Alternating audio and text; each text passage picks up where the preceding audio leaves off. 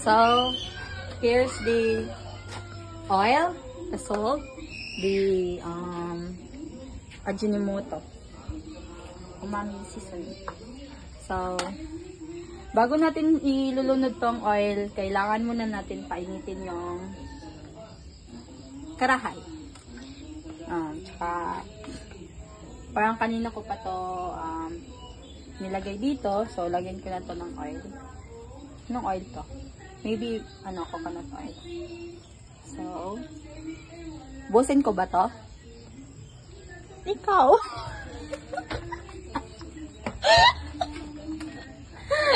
Pati dali!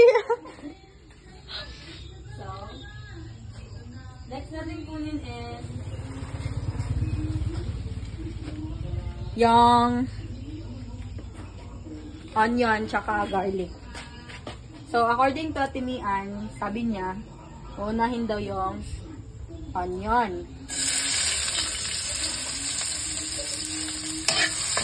Yan, nakap niya lang yan, guys. Pamprito man na, napuan. Nakap niya lang yan, Ensan. Pamprito man yan. Hindi naman basihan dyan. Ensan, comfortable ka. So, pag feel nyo, pag bumabango na tong, onion, saka natin ilulunod yung ahos. Ay, garlic. Garlic, hindi ahos, guys. So, ayan. Pagkatapos, itong talong. Yung main, yung main dish. Min? Main. Min dish.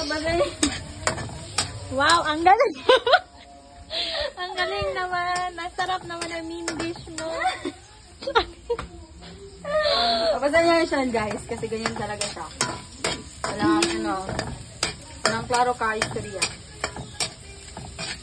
So, should make sure na Di pa nalagay yung talong, naubos na yung mantika. brown lang. Maliit na lang kasi yung mantika, guys. So, tansanin na po. Pero hindi naman talaga magmamatter din eh. As long as masarap lang yung pagluto, yung result, hindi naman talaga nagmamatter sa oil yan. Kaya, Masarap ka ba magluto? hindi ko po alam. Your Honor, hindi ko po alam. The min dish? Min. The main ingredients, rather. Lagay natin yan, guys. Pagkatapos yan, nakos-nakosan natin yan. Maraming talong, guys, diba?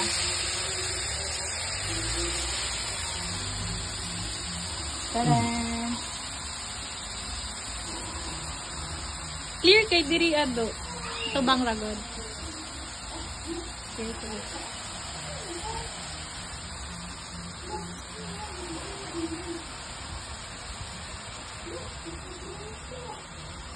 Yes.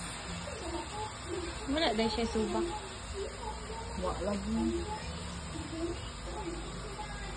Natagak ko, guys. Kanina na yung pwede.